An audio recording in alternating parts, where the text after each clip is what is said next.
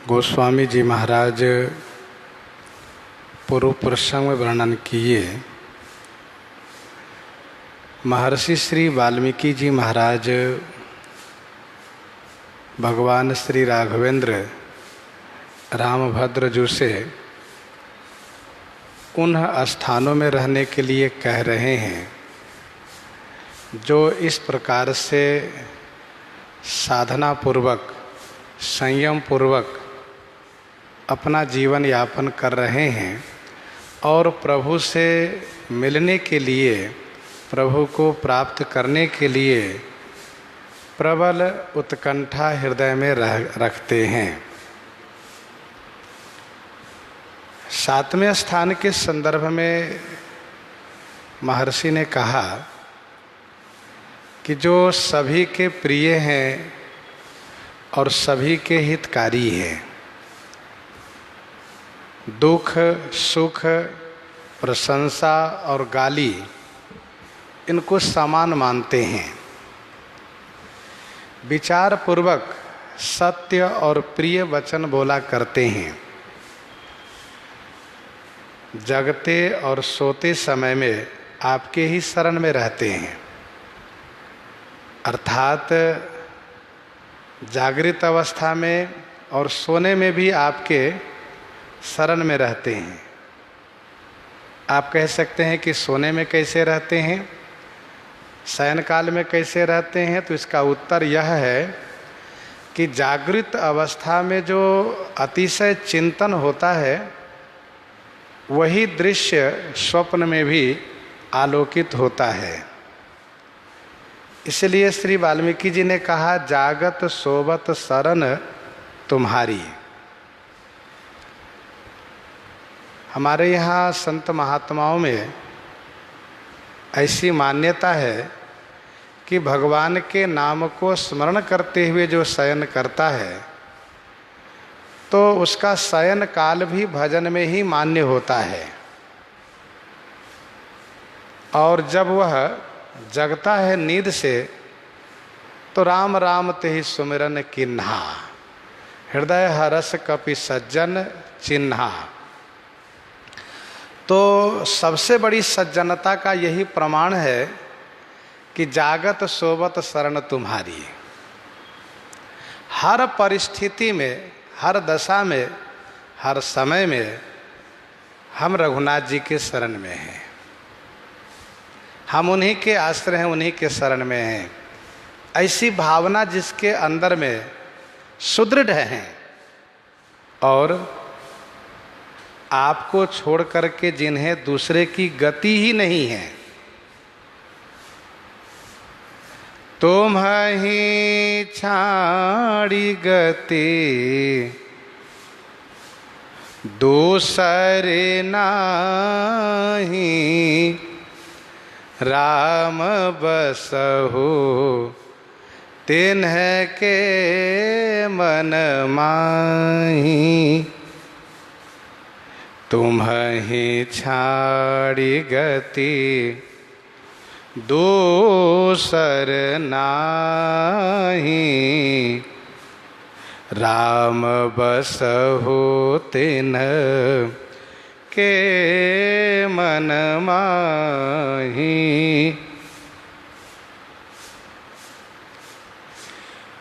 तुम्हीं छाड़ी गति दूसर नाही, आपको छोड़ करके दूसरे की गति नहीं है, दूसरे का सहारा नहीं है, दूसरे का आश्रय नहीं है।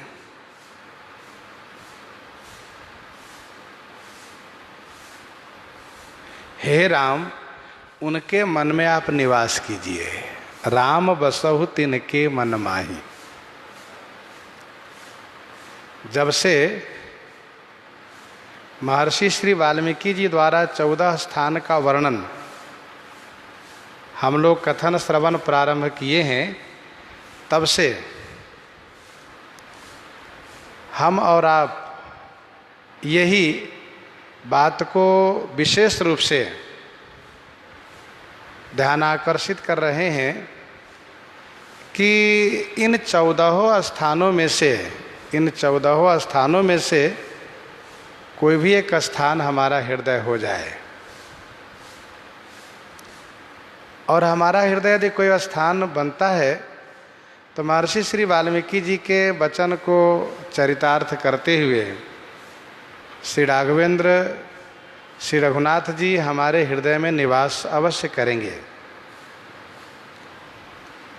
तुम्हें छाड़ी गति दूसर नाही, आपको छोड़ करके जिन्हें दूसरे की गति ही नहीं है, दूसरे का भरोसा नहीं है। ऊपर की चौपाई में आपने सुना, जागत सोवत शरण तुम्हारी, आपके शरण में है।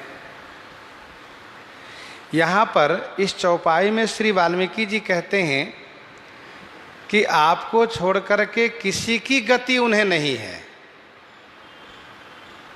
इस बात को मन में भी नहीं लाते हैं कि हमें उनका सहारा है।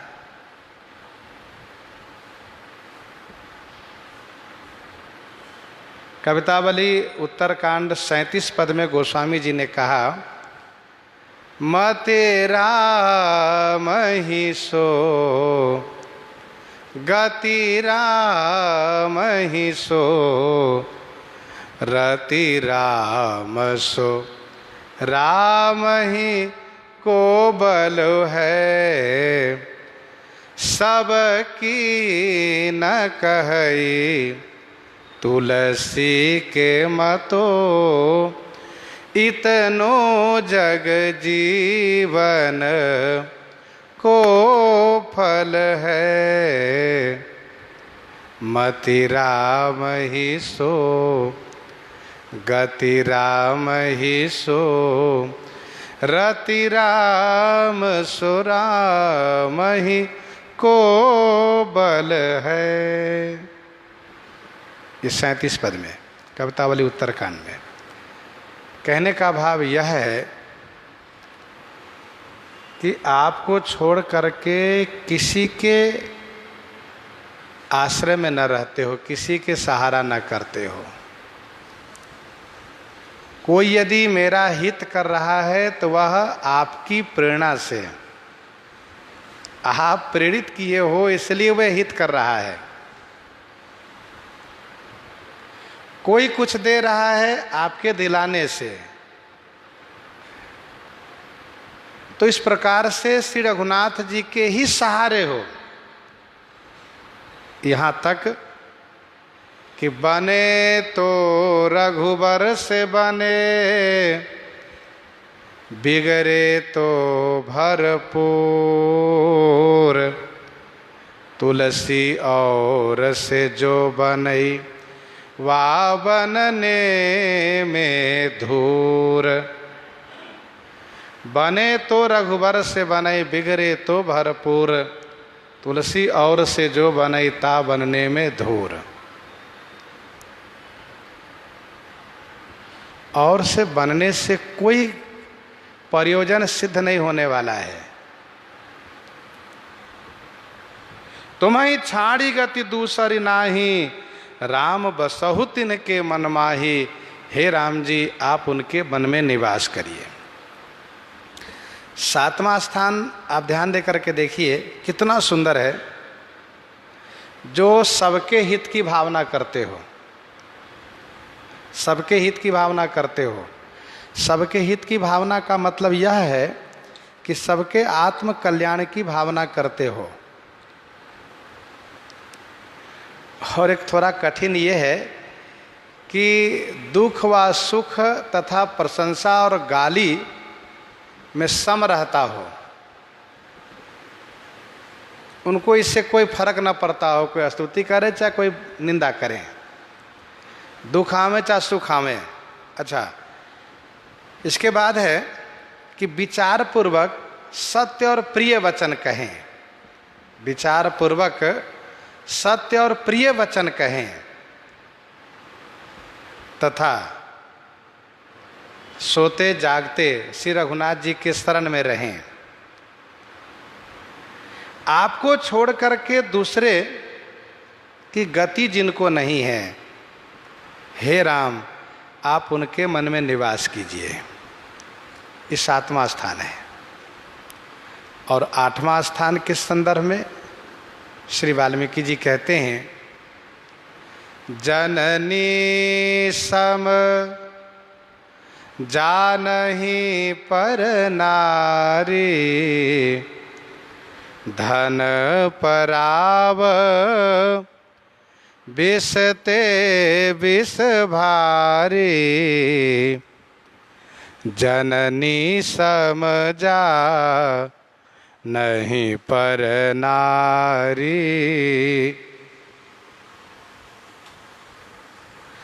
पर नारी को जननी के समान वे जानते हैं और परावधन विष ते भारी विष मानते हैं। पर नारी पर स्त्री को माता के समान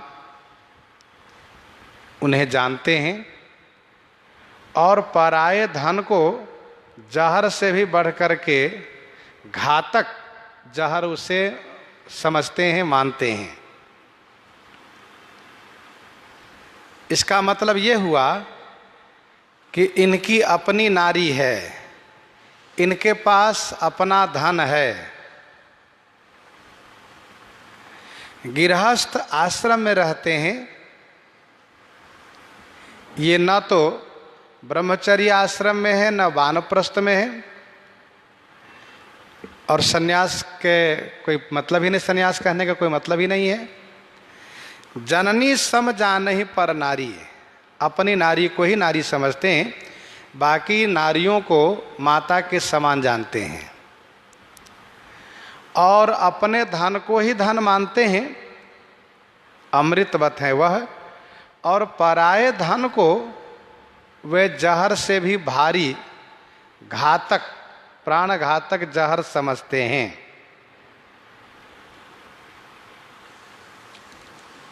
कहने का भाव यह है कि जिस प्रकार से अपनी माता के प्रति कभी विकार उत्पन्न नहीं हो सकता, वैसे ही सभी नारियों के प्रति मातृत्व भाव रखने से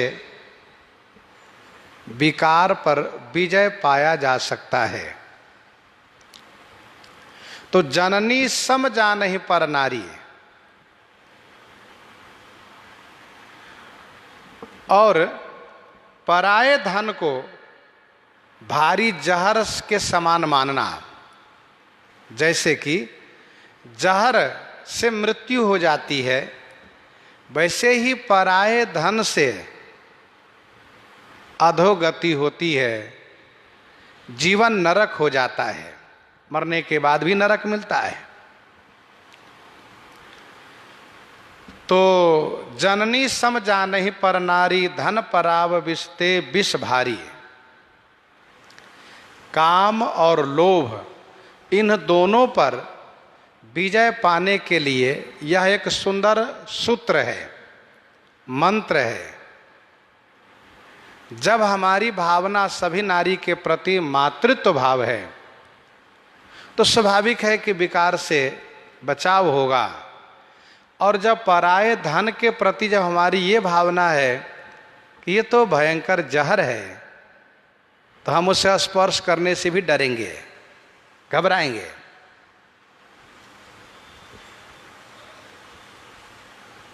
पराये धन को अपना कभी नहीं मानना चाहिए। पराये धन, पराई नारी पर जो कुदृष्टि डालता है उसको बड़ी दुर्गति होती है।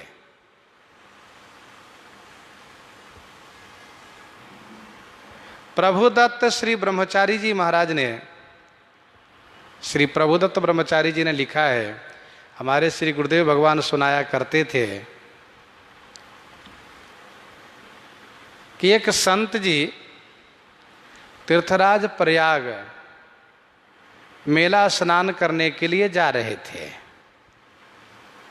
तब मोहर हुआ करता था, सिक्का मोहर। उन्होंने सोचा कि इसको मैं प्रयाग तक कैसे ले जाऊं इस धन को। तो उनको समझ में आया कि मैं क्यों न एक इस प्रकार से बांस का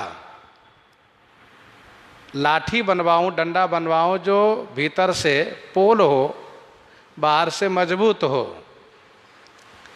तो अंदर से पोल करवा करके और उसके भीतर उन्होंने उनके पास जो धन थे भर लिए और उसको बाहर से बंद कर दिए।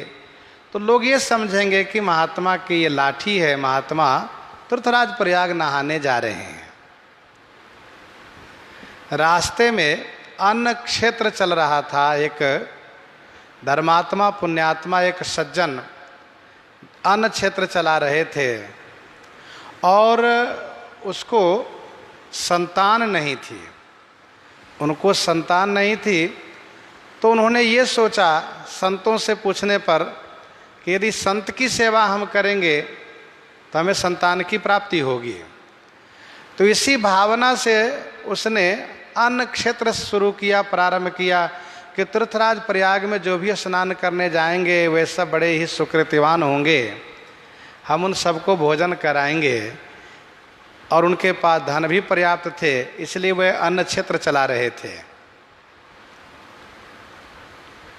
तो संत जी उन्हीं के अन्न क्षेत्र में भोजन प्रसाद लिए और वहीं रात्रि विश्राम किए। परंतु जो अन्न क्षेत्र चला रहा था वह सज्जन धन का बड़ा प्रेमी था। सेठ तो था पर धन के प्रति उसको बहुत आकर्षण था, यद्यपि उसके पास पर्याप्त धन था।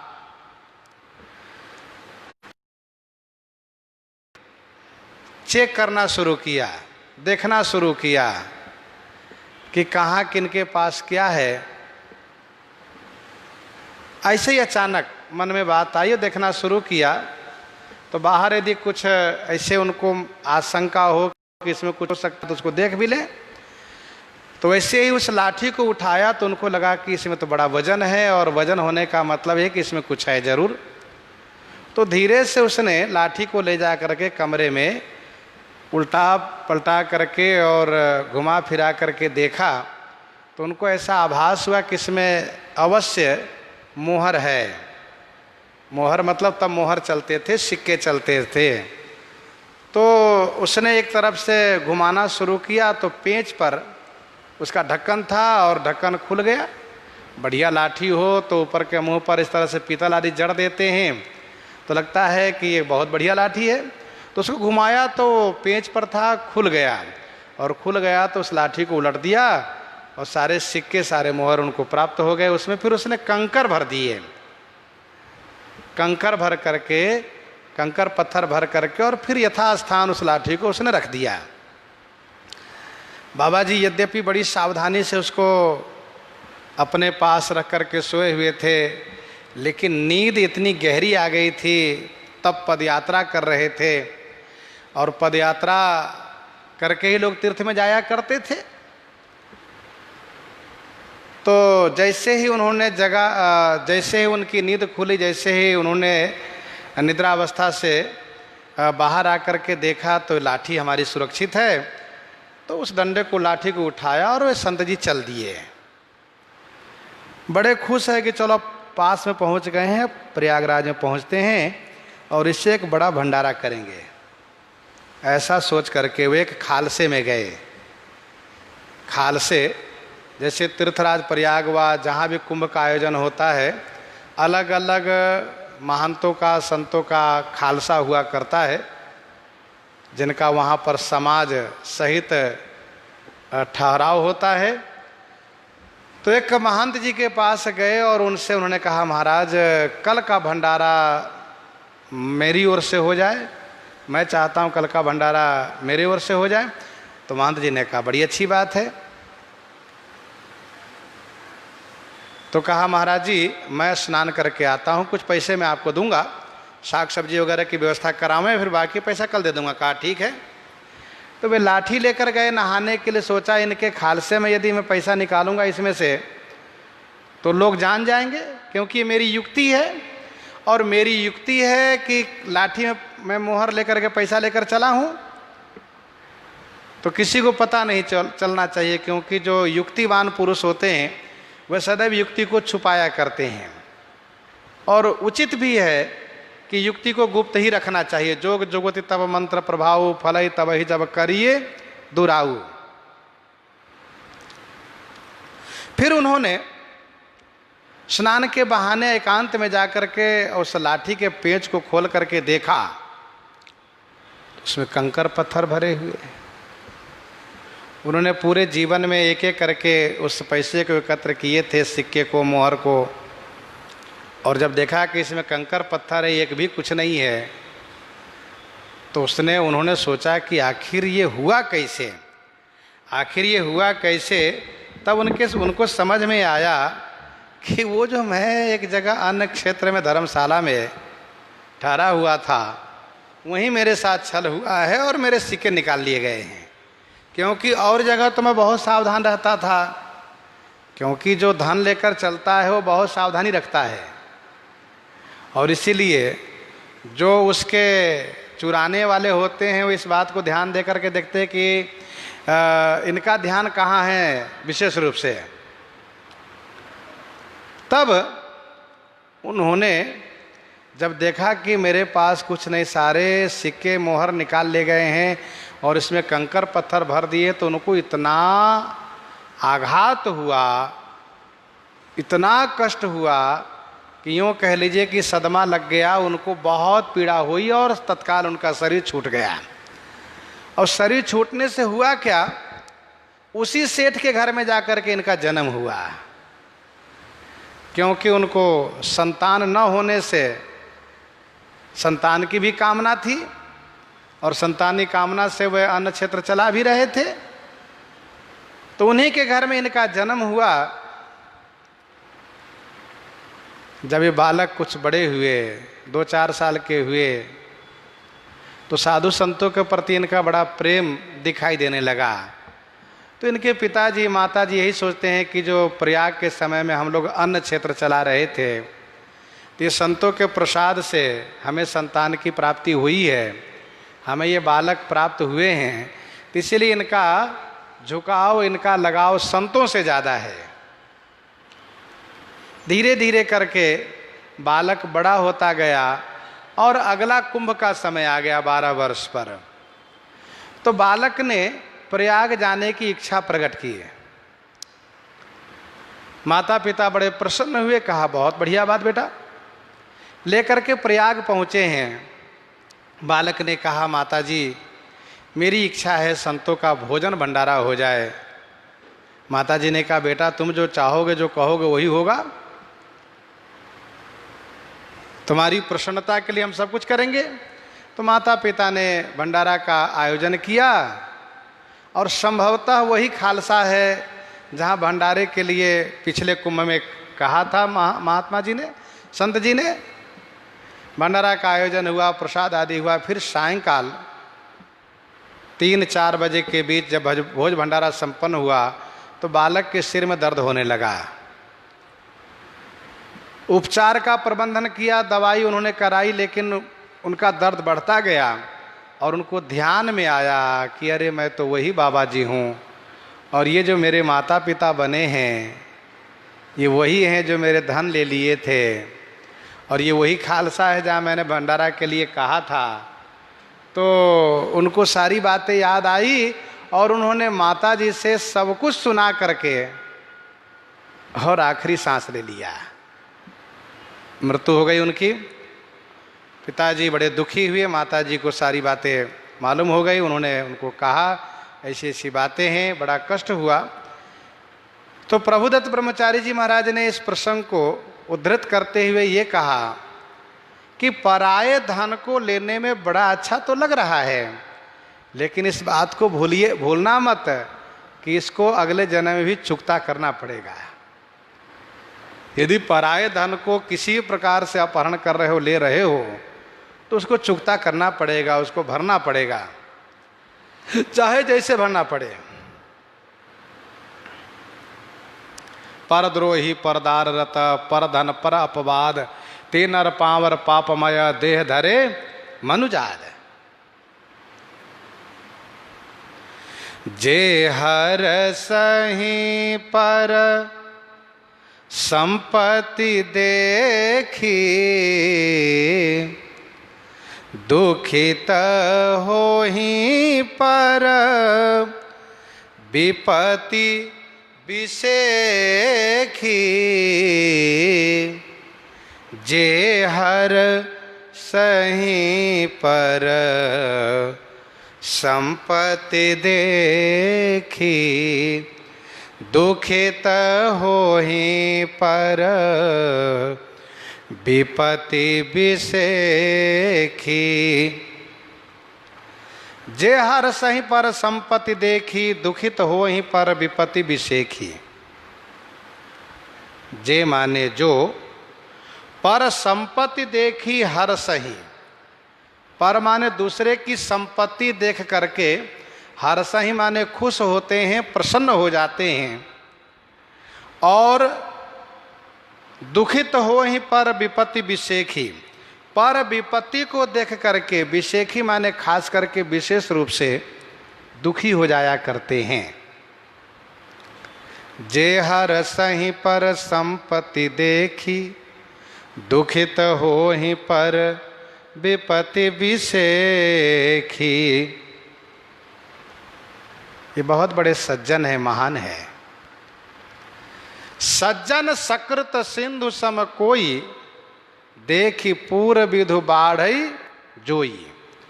दूसरे के उत्कर्ष से, दूसरे के उदयमान देख करके आह्लादित होते हो, वे वास्तव में संत हैं, सज्जन हैं। पराई संपत्ति को देख करके, दूसरे को धन संपत्ति देख करके बड़े खुश होते हैं। वाह, बहुत अच्छा, बहुत खूब, भगवान ने इन पर बड़ी कृपा की है, बहुत अच्छा है, सब सुखी रहते हैं, उनको बड़ा अच्छा लग रहा है। और दूसरे की विपत्ति देख करके वे अतिशय दुखी हो जाते हैं कि हे प्रभु, इनकी विपत्ति हमें दे दीजिए, इनको सुखी कर दीजिए, बेचारे बड़े क्लेशित हैं, बड़े दुखी हैं, इनके दुख का अंत कर दीजिए। दुखित हो ही पर विपत्ति विसेखी। इस संत का पहचान है, पर दुख द्रवई संत सुपुनीता। पर दुख द्रवई संत सुपुनीता, दूसरे के दुख से द्रवित हो जाए, यही तो संतत्व का पहचान है। जिन्हि राम तुम प्राण पियारे, जिन्हि राम तुम प्राण पियारे, तिनके मन शुभ सदन तुम्हारे। जिन्हि राम तुम प्राण पियारे, तिनके मन शुभ सदन तुम्हारे। हे राम, जिन्हि तुम प्राण प्यारे, जिनको आप प्राण प्रिय हैं, तिनके मन शुभ सदन तुम्हारे। तिनके मन माने उनका मन आपके लिए शुभ सदन, शुभ माने कल्याणकारी, सदन माने घर है।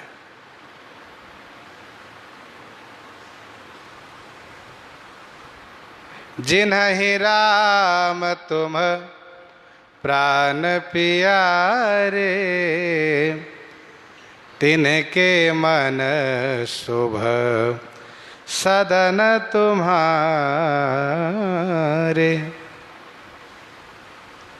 हे राम, जिनको आप प्राण प्रिय लगते हो, बहुत प्यारे लगते हो। देखो, प्राण से अधिक किसी को कुछ प्रिय हो नहीं सकता। देह प्राण ते प्रिय कछु नाही, सबके देह परम प्रिय स्वामी। तो प्राण सबको प्रिय है, जिनको श्री राम जी प्राण से भी अधिक प्रिय हैं।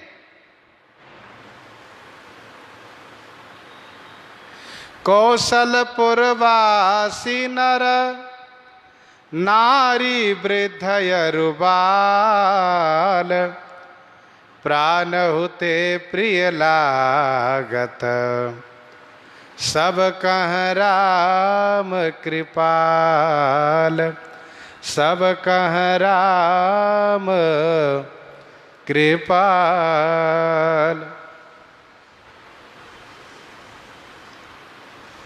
जिनको श्री राम जी प्राण से अधिक प्रिय लगते हो, हे राघव, हे रघुनंदन, उनका मन आपके लिए शुभ सदन, शुभ माने कल्याणकारी, सुंदर सुखद सदन है।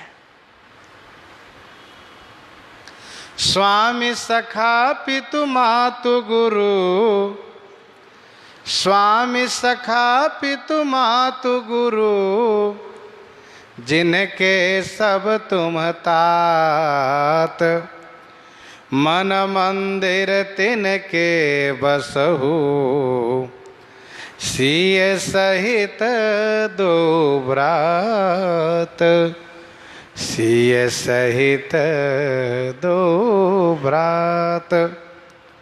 स्वामी सखा पितु मातु गुरु, जिनके सब तुम तात।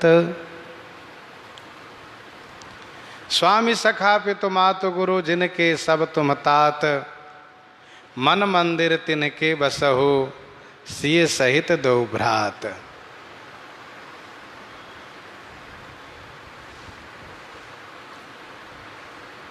स्वामी, सखा, पिता, माता, गुरु, ये सभी आप ही हैं। जिनके सब तुम तात, जिनके लिए सब कुछ, हे तात तुम ही हो, आप ही हो। तिनके मन मंदिर सिय सहित दो भ्रात बसहु। तिनके माने उनके मन रूपी मंदिर में श्री सीता जी के सहित दोनों भाई निवास कीजिए। स्वामी सखा पितु मातु गुरु, जिनके सब तुम तात।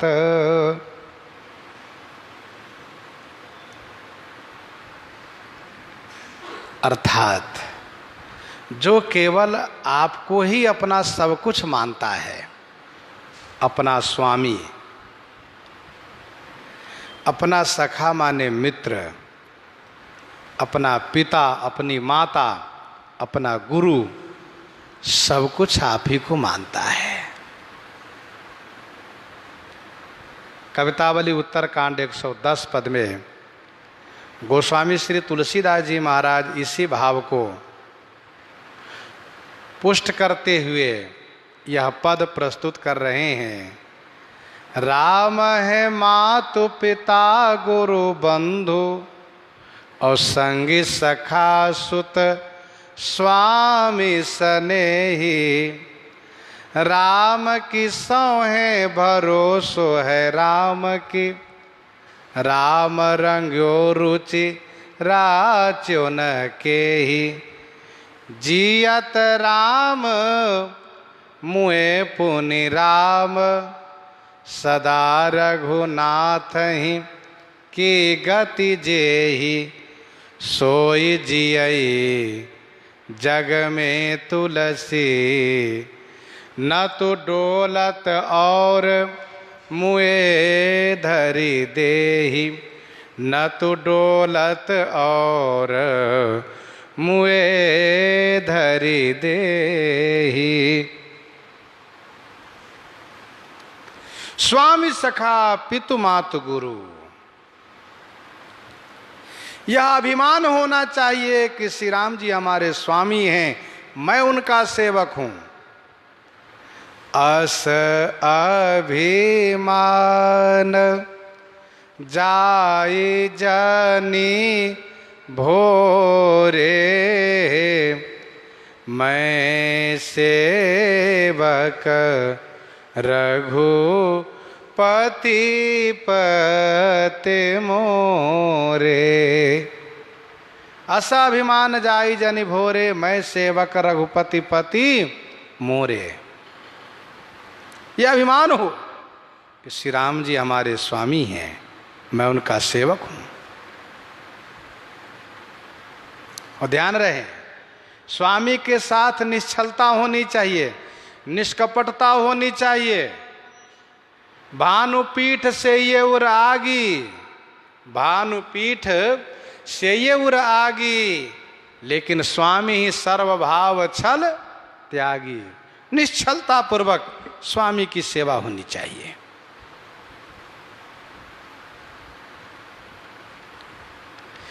सेवक सुत पति मातु भरोसे, रहई असोच बनई प्रभु पोसे।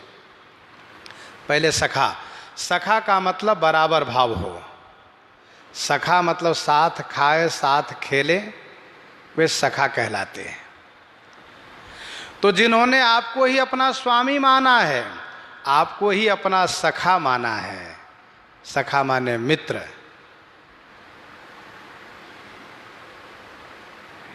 भगवान श्री राम के वे तमाम ऐसे मित्र लोग हैं।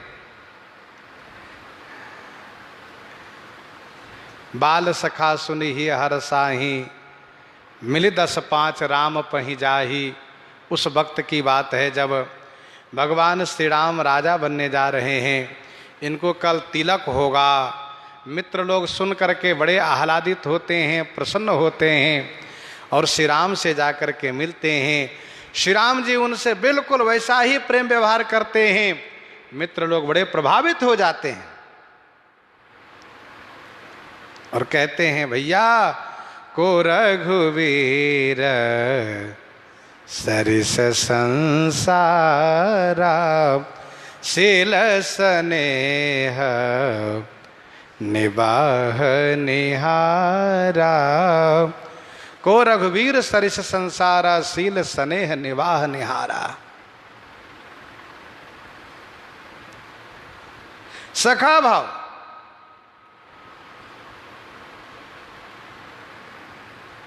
भगवान श्री राम के सखा हैं निषाद राज गुह, वानरराज सुग्रीव, महाराज विभीषण, सब सखा हैं। और वैसे तो सरकार कहते हैं ये सब सखा सुनहु मुनि मेरे,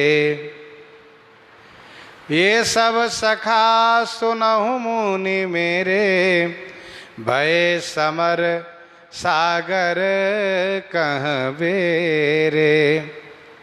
ये सब सखा सुनहु मुनि मेरे, भय समर सागर कहाँ बेरे। सखा है, सखा जो सदैव साथ देते हो, साथ खावे साथ खेले और साथ दे हमेशा। और विपत्ति काल कर सतगुण नेहा, सुरति कह संत मित्र गुण येहा। पितु मातु, पिता माता भी आप ही हैं, पिता माता भी आप ही हैं। कहने का भाव यह है कि जैसे माता पिता बालक की चिंता हमेशा रखते हैं, अपने पुत्र की चिंता रखते हैं, इसको कब क्या भोजन देना है, कब कौन सा कपड़ा देना है, इनको नहलाना है, श्रृंगार करना है, सारी चिंता माँ बाप को रहती है। तो वैसे ही जो आपको माता पिता मानकर के निश्चिंत रहते हैं, सेवक सुत पति मातु भरोसे, सेवक सुत पति मातु भरोसे, रहई असोच बनई प्रभु पोसे, रहई असोच बनई प्रभु पोसे। विनय पत्रिका 225 पद में गोस्वामी जी ने लिखा, तुलसी सुखी निसोच राज ज्यों, तुलसी सुखी निसोच राज ज्यों, बालक माए बाबा के। तुलसी सुखी निसोच राज ज्यों, बालक माए बाबा के।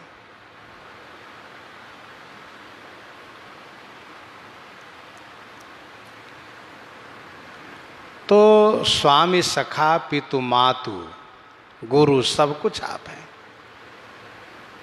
जननी जनक बंधुसुत दारा तन धन भवन सुहृद परिवारा। जननी जनक बंधुसुत दारा तन धन भवन सुहृद परिवारा। सब कई ममता ताग बटोरी मम पद मन ही बांध बड़ी डोरी। सब कुछ रघुनाथ जी हैं।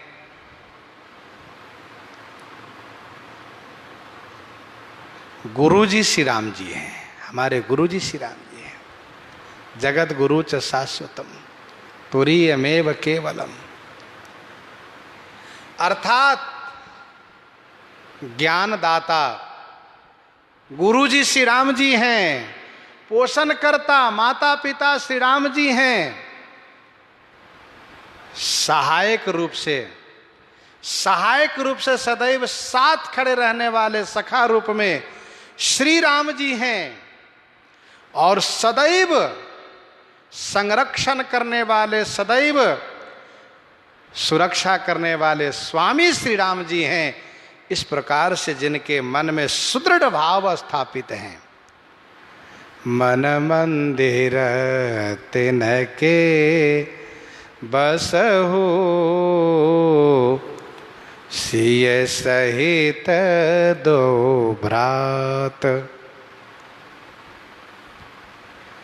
अवगुण तजी सब के गुण गहहि विप्रधेनु हित संकट सहहि। अवगुण तजी सब के गुण गहहि विप्रधेनु हित संकट सहहि। दोहे में 9वां स्थान बताया गया, अब आगे 10वां स्थान है ये। अवगुण तजी सब के गुण गहहि।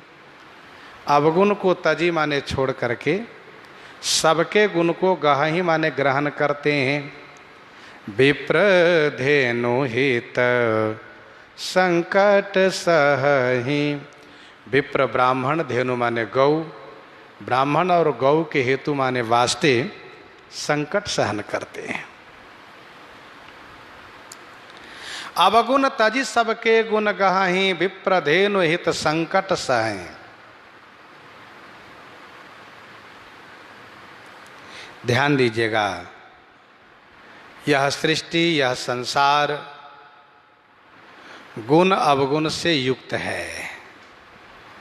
विधि प्रपंच गुण अवगुण साना। कहीं भी कोई भी ऐसा व्यक्ति व कोई ऐसी वस्तु नहीं है जिसमें केवल गुण ही गुण हो अथवा केवल दोष ही दोष हो।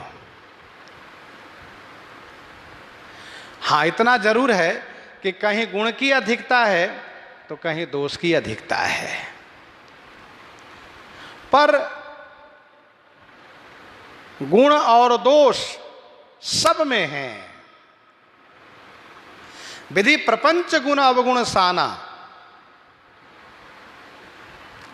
हम कहीं भी सर्वथा न तो गुण ही पा सकते हैं न सर्वथा दोष ही पा सकते हैं।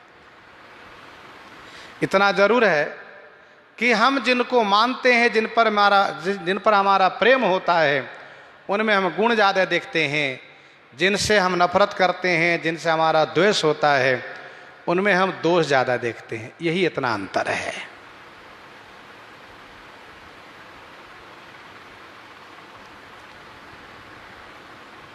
भगवान श्री कृष्ण उद्धव जी से कहते हैं, गुण दोष दृशेर दोषः। श्रीमद् भागवत जी में 11 स्कंद में भगवान श्री कृष्ण उद्धव जी से कहते हैं, गुण दोष दृशेर दोषः। गुण दोष दृष्टि का दोष है। क्या करना चाहिए? दोनों को त्यागना चाहिए। सुनहु तात। भगवान श्री राघवेंद्र श्री भरतलाल जी से कहते हैं, भैया भरत, सुनहु तात माया कृत गुणयरु दोष अनेक गुण यह उभय न देखिए देखहि सो अविवेक। भागवत जी का यह श्लोक और मानस जी का यह दोहा बिल्कुल एक ही अर्थ है। गुणस्तु भय विवर्जिता है। सुनहु तात माया कृत गुण और दोष अनेक। सृष्टि गुण दोषात्मक है। सारी वस्तुएं, सभी लोग, प्राणी मात्र सभी गुण दोषमय है। ध्यान दीजिएगा, जब हम किसी में दोष देखते हैं, जब हम किसी में दोष देखते हैं तो उनमें दोष है या नहीं ये तो बाद की बात रहेगी, पर हमारा चित्त दूषित हो जाता है। जब हम किसी में गुण देखते हैं तो वह गुण उनमें है या नहीं ये तो बाद की बात है, पर हमारा चित्त गुणमय हो जाता है, गुण से युक्त हो जाता है। मानस जी की इस दोहे को अर्थ यदि हम लोग समझें तो सुनहु तात माया कृत गुण और दोष अनेक गुण यह उभय न देखिए। गुण इसी में है, लाभ इसी में है, फायदा इसी में है कि हम दोनों ना देखें, न किसी का दोष देखें न किसी का गुण देखें। क्यों? दोष देखते हैं तो हम उनसे घृणा करते हैं, उनसे नफरत करते हैं, ये पाप लगता है। यदि गुण देखते हैं तो उनके प्रति हम प्रभावित होते, आकर्षित होते हैं, तब भी हमारा नुकसान होता है। इसलिए दोनों में से कुछ ना देखें। और यदि देखने की आदत है, देखे बिना नहीं मन मानता, तो भगवान श्री राम का गुण देखे, अपना दोष देखे। गुण तुम्हार समझई निज दोषा, आगे वर्णन है।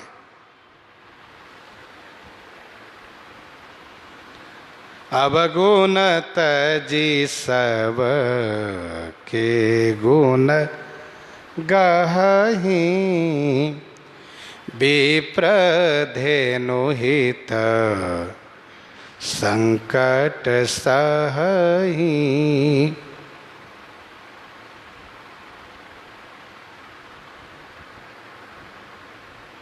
ये संत का काम है गुण ग्रहण करना, दोष को परित्याग कर देना। संत हंस गुण गहि पया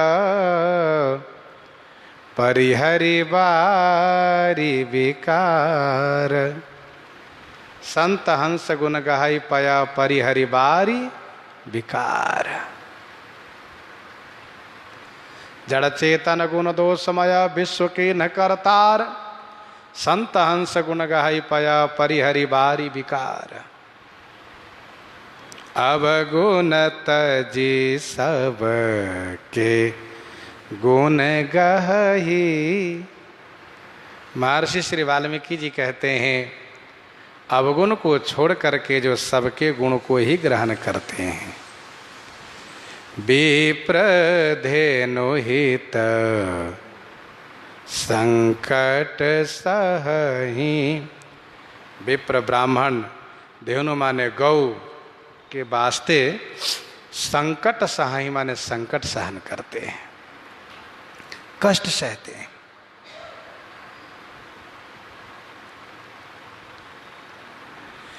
यदि हम गुण देखने की आदत डाल लेंगे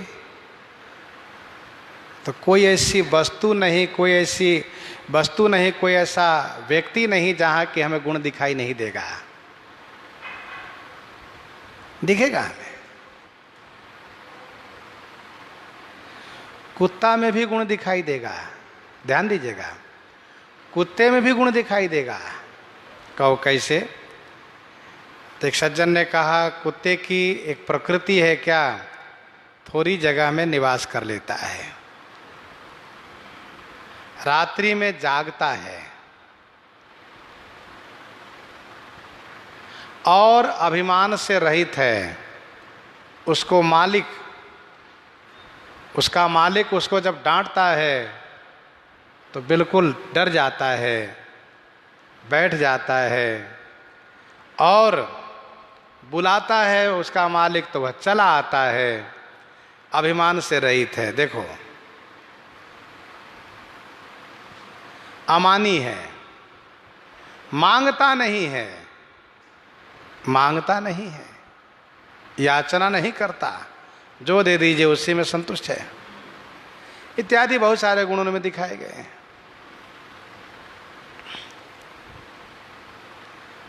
श्री गोकर्ण जी महाराज, श्री गोकर्ण जी महाराज पिता आत्मदेव को समझाते हुए कहते हैं, पिताजी आप जिन बातों को लेकर के चिंता कर रहे हैं उसको छोड़ दीजिए। आप धर्म भजस्व तजी लोक धर्मान, धर्म भजस्व तजी लोक धर्मान मतलब यह है कि लोक धर्म को परित्याग कीजिए, परम धर्म को भजिए।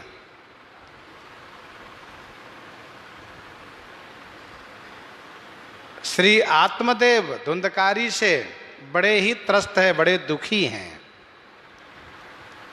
वे अपने मन की व्यथा गोकर्ण को सुनाते हैं, गोकर्ण जी उनको समझाते हैं।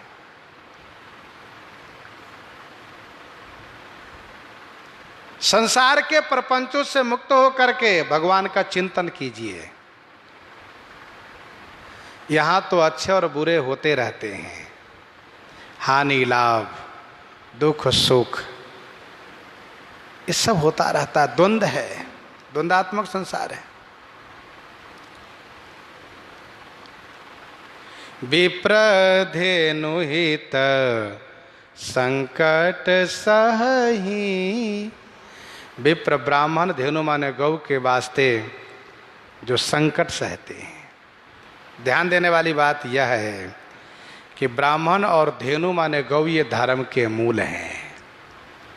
कोई भी पुण्य कर्म बिना इन दोनों के संपन्न नहीं हो सकता है। कोई भी सत्कर्म हम कराते हैं तो गौ का दूध, गौ का घृत, गौ का दही, गौ का मूत्र, गौ का गोबर ये चाहिए। और फिर बिना ब्राह्मण के कर्मकांड संपन्न नहीं होगा।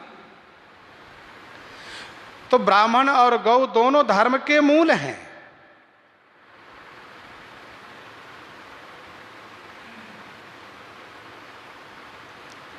विप्रधेनुहित संकट सहही, इसका मतलब यह हुआ कि बड़े नीतिवान है ये, सबके अवगुणों को छोड़कर केवल गुण ग्रहण करते रहते हैं। और ब्राह्मण गौ के लिए संकट सहते रहते हैं। बहुत सहनशील हैं, बड़े ही उच्च कोटि के सज्जन हैं, बड़ी शालीनता है इनके अंदर में। विप्रधेनुहित संकट सहही, ब्राह्मण और गौ के वास्ते संकट सहते हैं। भगवान बुद्ध के शिष्य हुए एक पूर्ण स्वामी जी, उन्होंने कहा गुरुदेव आज्ञा हो तो अमुक क्षेत्र में जाकर के मैं धर्म का प्रचार करूं। भगवान बुद्ध ने कहा वहाँ के लोग बड़े दुष्ट हैं, वे तुम्हारी बात को नहीं मानेंगे। तो पूर्ण स्वामी ने कहा बात नहीं मानेंगे तो अपमान भी तो नहीं करेंगे? कहा अपमान तो करेंगे जरूर। कहा कोई बात नहीं, हम उसको सह लेंगे, गाली तो नहीं दें। कहा गाली भी दे सकते हैं। कहा उसे क्या फर्क पड़ता, गाली दें तो क्या फर्क पड़ता है, क्योंकि पूर्ण स्वामी आत्मज्ञानी है और उनको पता है कि गाली हमें तो दे नहीं सकते। शरीर के संबंध, शरीर को जो कुछ करें हमें क्या करेंगे वे। तो पूर्ण स्वामी ने कहा कि ठीक है गाली देंगे गुरुदेव, हमें मार तो नहीं सकते। कहा वो भी संभव है, मार डालेंगे। तो इन्होंने कहा मार डालेंगे तो ये तो मेरे लिए सौभाग्य की बात होगी कि धर्म के प्रचार में, धर्म की रक्षा में मैं अपने आप को बलिदान कर दूंगा। तो कहने का भाव यह है कि ब्राह्मण और गौ के लिए जो संकट सहता हो, कष्ट सहता हो, और जो जीवन में कष्ट सहता है, वही देश व समाज के लिए कुछ कर पाता है। जब स्वयं को कष्ट सहता है तब औरों के कष्ट की उन्हें अनुभूति होती है। महर्षि श्री वाल्मीकि जी कहते हैं, विप्रधेनु हित संकट सहहि, नीति निपुण जिन्ह कई जगली का, घर तुम्हार तिन्ह कई मननी का, नीति निपुण जिन्ह कई जगली का। नीति निपुण जिन कई जगली का, नीति में निपुण है, नीति में निपुण है। जगत में जिनकी लीका माने मर्यादा है, प्रसिद्धि है जिनकी, हे रघुनंदन तिनकई नीका मन तुम्हारा घर। तिनकई माने उनका, नीका माने अच्छा मन जो है वो आपके लिए घर है। घर तुम्हार तिन्ह कई मननी का, नीति निपुण जिन्ह कई जगली का। ऐसे भक्त हैं ये कि नीति निपुणता में जगत में इनकी प्रसिद्धि है, मर्यादा है। भगवान श्री राघवेंद्र कहते हैं विभीषण जी से, विभीषण जी मैं जानू तुम्हारी सब रीति, अति नयनि पुनन भाव अनीति, अति नयनि पुनन भाव अनीति। मैं जानू तुम्हारी सब रीति, अति नय निपुण न भाव अनीति। नीति में अतिशय निपुण हो आप। नीति धर्म के चरण सुहाए, नीति धर्म के चरण सुहाए, अस जिय जानि नाथ पही आए। कोटि विघ्न ते संत कर, कोटि विघ्न ते संत कर, मन जिमि नीति न त्याग। राजा के पास राजनीति होती है, भक्तों के पास धर्म नीति होती है। धर्म नीति, कल्याण होगा धर्म नीति से।